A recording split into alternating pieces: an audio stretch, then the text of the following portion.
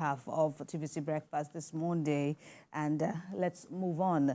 President Bola Tinubu has signed an executive order on oil and gas reforms to improve the investment climate and position Nigeria. Well, his task is to reposition Nigeria as the preferred investment destination in Africa. The president initiated the amendment of the primary legislation to introduce fiscal incentives for oil and gas projects, reduce contracting costs and timelines, as well as promote cost efficiency in local content requirements. Well, the president's directives include the introduction of fiscal incentives for non-associated gas, midstream and deep water developments, the streamlining of contracting process to compress the contracting cycle to 6 months, and the application of the local content requirements without hindering investments or the cost competitiveness. And we have joining us now energy specialist Aderonke Onadeko joins us via Zoom. Good morning, and thank you for joining us again on TVC Breakfast. Good morning. Thanks for having me. Right. What are your thoughts on these three executive orders signed by the president? How optimistic are you that they will be the game changer as desired? Well, there are multiple things that they have planned to do to maximize the benefit, to make sure Nigeria becomes the destination of choice for investors, and also to encourage local investors to invest in Nigeria, because obviously we know that we're seeing a lot of capital flight out of the country. So the advantages of this executive order are obviously, first and foremost, the fiscal incentives that would encourage investments, both local and international, and also to increase the volume and the depth of exploration, production, and most especially at this time, infrastructure development. When I talk about infrastructure development, we know we are more of a gas country than an oil company, but we have more oil assets, more oil infrastructure in Nigeria. So moving gas around the country is still a challenge. Meanwhile, we are having people who are exploring, tapping their gas because there aren't infrastructure means to move it around, to dry it up, to store it. So that's definitely a major focus of the government to ensure that we begin to aggressively develop infrastructure, especially for gas. Another advantage of the executive order is it will also reduce contracting cost. And how that works is if somebody gets a contract today, we're all aware of how the exchange rate has been moving. If you win a bid today and you're going to start implementing in 3 months or 6 months, the cost would have doubled. So you have to come back to government to renegotiate, to make sure that there's an allowance for all of these fluctuations. And this affects contracts, the people who are coming to bid for contracts significantly. So if it's a country where once a contract is done, work can begin immediately, the timelines are short, the period of approvals are short, then you can keep closer to the cost of your contract. So that's another thing that this executive order is supposed to address. Lastly, is the promotion of local content. The government want to see more local people on jobs, local use of material. We need to start doing a lot of, how would I put it? A lot of investigations to find what things can be substituted so that we are not 100% dependent on importing people, importing goods and services, importing imports. So if there are certain inputs that can be found locally, how can we start to mine them? How can we start to aggregate them to ensure that that also brings down the cost and the timelines for our jobs? On everything that has advantages, obviously has disadvantages. On the disadvantage side, we don't want to overexpose Nigeria to fiscal incentives that would make everybody rush into Nigeria because of the fiscal incentives, whereby the revenue going to government is reduced. Because what the fiscal incentives does is you do give tax holidays, you give rebates, you do reduce costs and things like that. It's attractive, it will bring people in, but the flip side of it is that the government will earn less revenue. So we have to find a balance in between wanting people to come in and ensuring that it is still profitable and beneficial to the government in terms of revenue. Also, in the area of balancing local content and cost, sometimes we might say we want to mine a particular thing we have locally as opposed to buying it abroad and bringing it in. The cost of mining is not cheap. The infrastructure to get it done at a cost efficient might be more expensive than us importing. So how will the government manage the development of the local mining or local sourcing of material?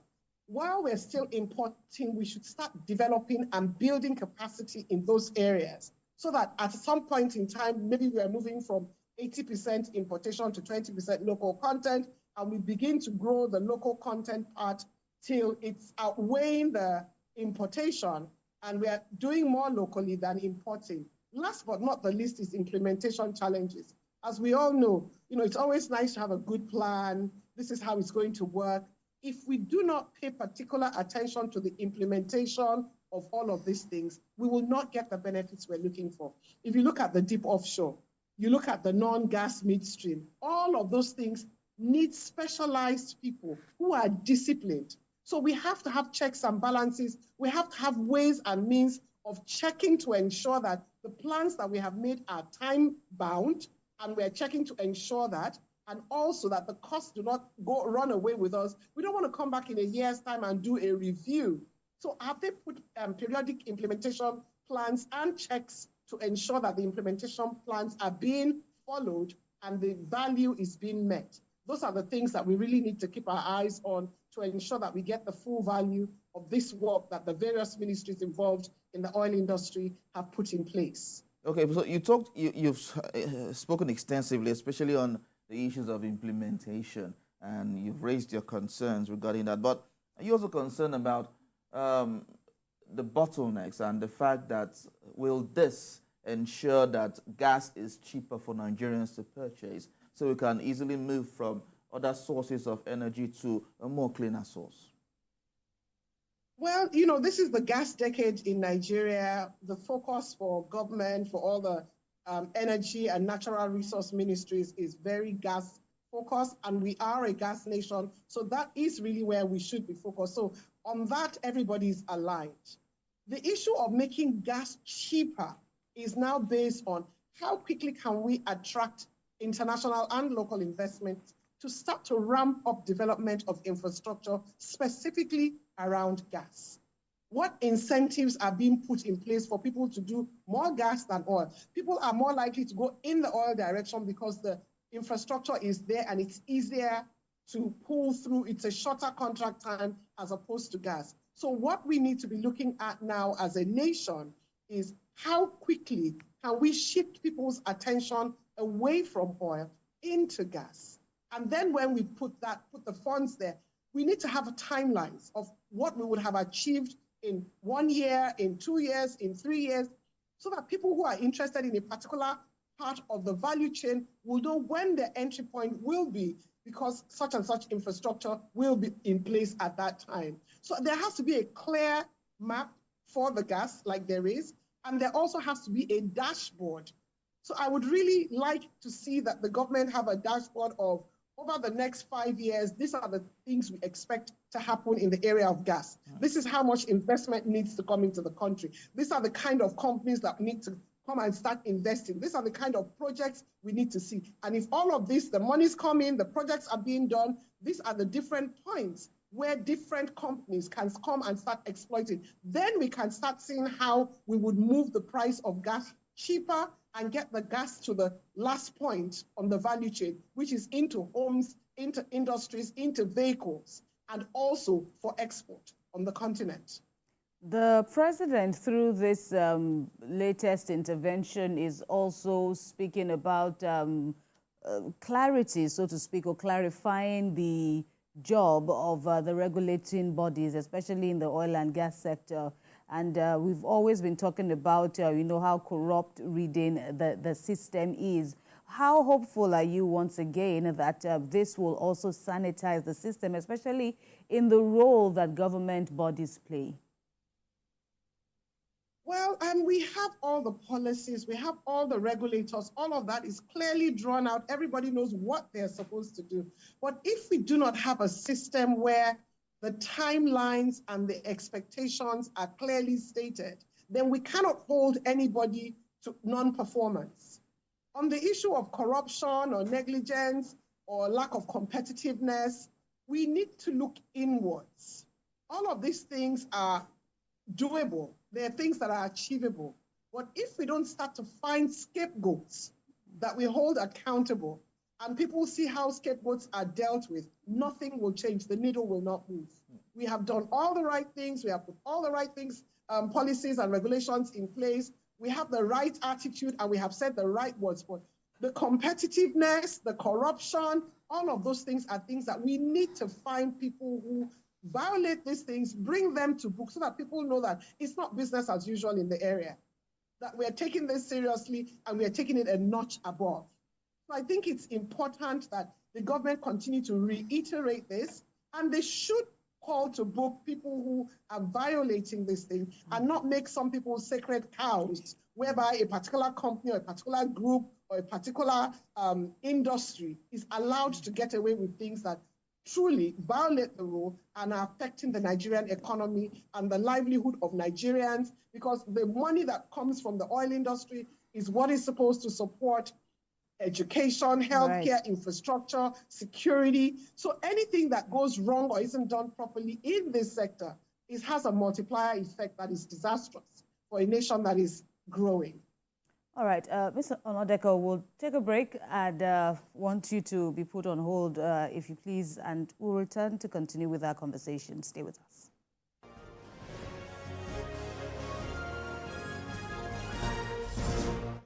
My champs, they use energy at school. Your champs need nourishing energy. Give them the new and improved Milo at breakfast. It has nutrients that support energy release. Every major news story is with many perspectives and layered with different levels of impact. Hello. What time did this happen? We will be right there.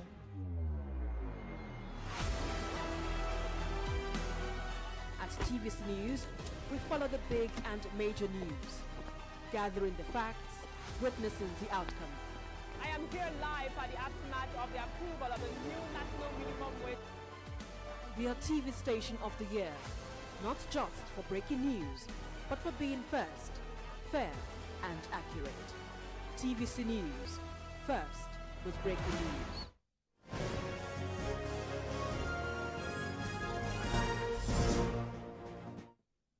Thank you for staying with us. We have been speaking with Aderonke Onadeko, an energy specialist, about the President Bola Tinubu signing 3 executive orders to boost investment in oil and gas. Aderonke, I also want you to speak about up till now, the non-viability of, the gas hub, especially, there's been, this projection that we have so much, gas reserves, but then we are not doing so much with it. What are your thoughts on how we can break this jinx?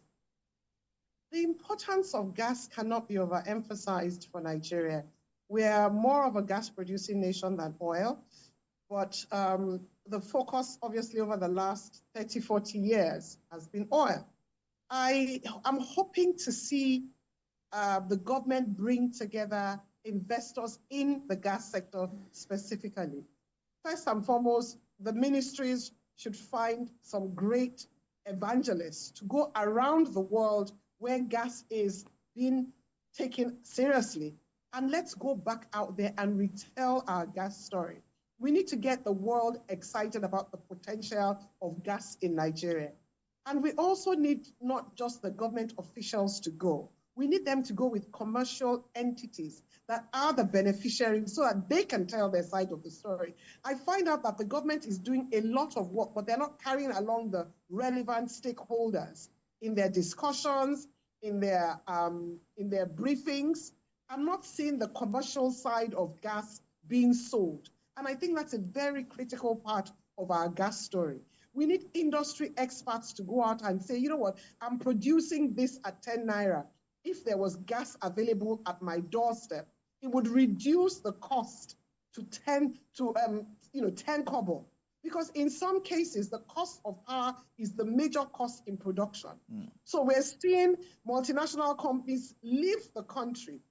It's causing people to lose jobs. So you can see the multiplier effect of having a robust gas structure, because it will affect, our generators. If gas is being piped into homes, then homes can go on cleaner electricity supply. The electricity companies can get more power. So it's just across board that we would benefit from a robust gas plan. So I think it's high time that we went back to the drawing board. The government, the stakeholders, the regulators all come together, form consortium, send people out to Europe, send them out to Asia, send them out to India, send them out wherever, and tell our story. We need to click onto the international news and hear the Nigeria gas story being told repeatedly till it's familiar, till people are familiar with it, both at home and abroad. Until we do all of these things, we're not going to get the cohesion. And it's not just one company or two companies coming in. We need an amalgamation of many companies coming in to do the different aspects of what we need on the value chain so that we can quickly see the results and the report. And if we do all of this, we'll find out that we're using cleaner energy, we're having less health challenges because pollution is causing a lot of havoc in the health sector. We would see reduction in cost of production of goods. People will be able to buy more for their money, and we will see inflation begin to wind down. So there are a lot of things that have, a tie to our gas plan and the gas framework. So I really think the government needs to take this a little bit more seriously and, act accordingly. So if the government needs an evangelist, I'm sure they will look for you, Aderonke, of course. That's on the lighter side. But looking at the issue of compressed natural gas, are we doing enough to get people to convert their vehicles from petrol to gas? Well, until we can prove that we have a stable supply and that we are doing it in a sustainable way. For example, I would buy a gas-powered car or convert my fuel, car, my petrol liquid fuel car to gas, but I need to be sure that there are filling stations that can fill me across the country, in every nook and cranny. And that's going back to infrastructure, building the infrastructure development around gas.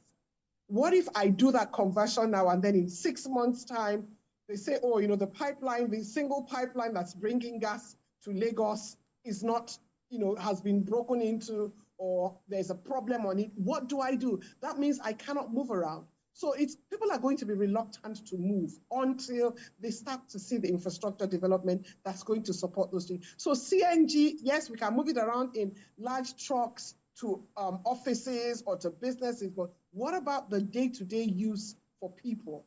Those things have not been addressed.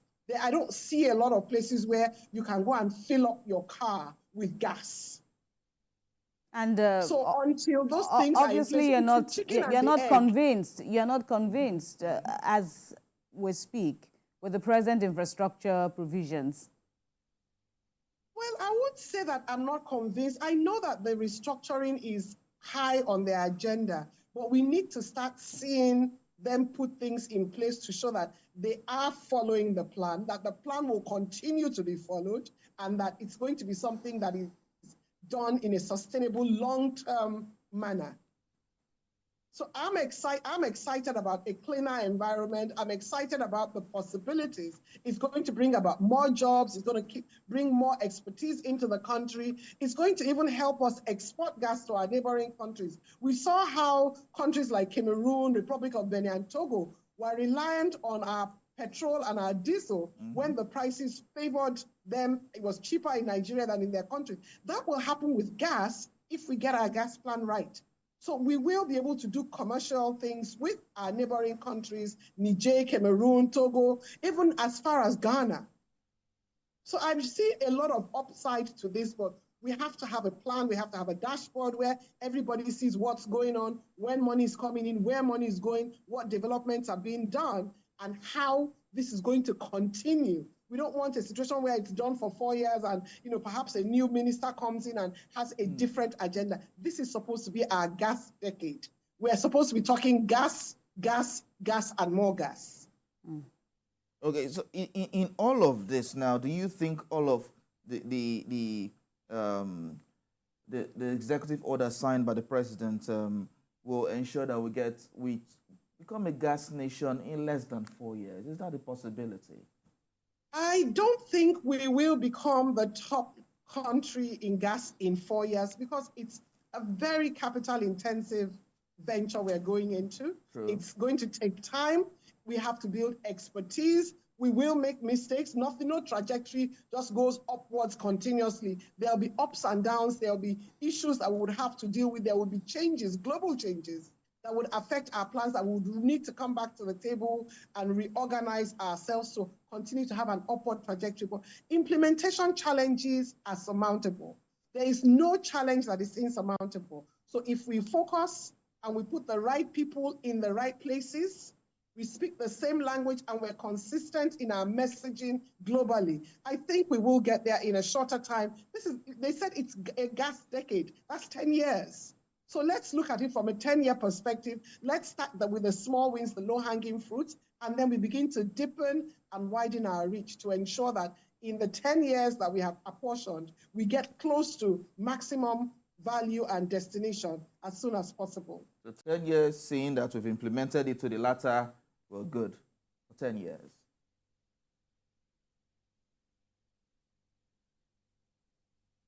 Right. Right, Roge? Pardon?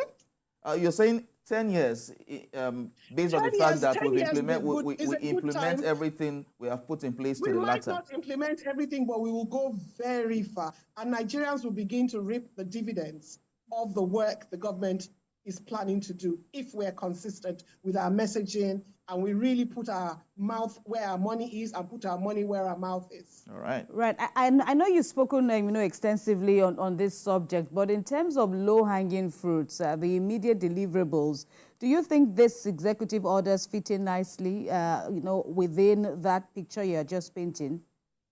If you look at the different ministries and parastatals and government agencies that were brought together to put the plan forward before the president's executive order, you will see that they have gone through the length and the breadth of the industry. So all the right people have been brought to the table. However, there are more stakeholders than the government agencies, and they need to be dragged into this at the early stages, so that no one is sabotaged, no one feels left out, no one feels sidelined. Right, and then, okay, right. Just finish that thought you were sharing just now. Because you can have a robust plan, but if you don't have the right people at the table, you can walk down the road and find out that because you didn't have a particular person's perspective, what you're aiming to do or you're trying to achieve will not be achievable because of certain peculiarities on the commercial side or on the financial side. I'll give a quick example of that. If a Nigerian organization goes out now, maybe a government parastatal goes out now to try and bring in money, they need a sovereign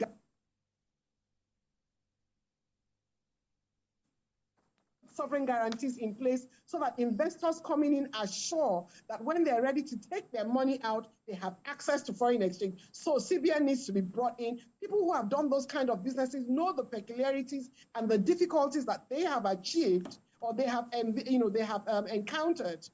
So those are the kind of things I'm saying that let's bring everybody, not just the government, to the table. There are investment bankers that need to be at the table. There are companies that need to be at the industry needs to be at the table. Big estates that would use this gas need to come to the table to say the kind of policies and the kind of programs that the government can use to incentivize people to do these things. So I think we need a larger stakeholder meeting or meetings, as the case may be, to ensure that all these plans are workable, they are realizable, and they're relatable to the various stakeholders. All right. All right, Ronke Onadeko, we say a big thank you for your contributions on TVC Breakfast this morning. Many thanks indeed. Thank you.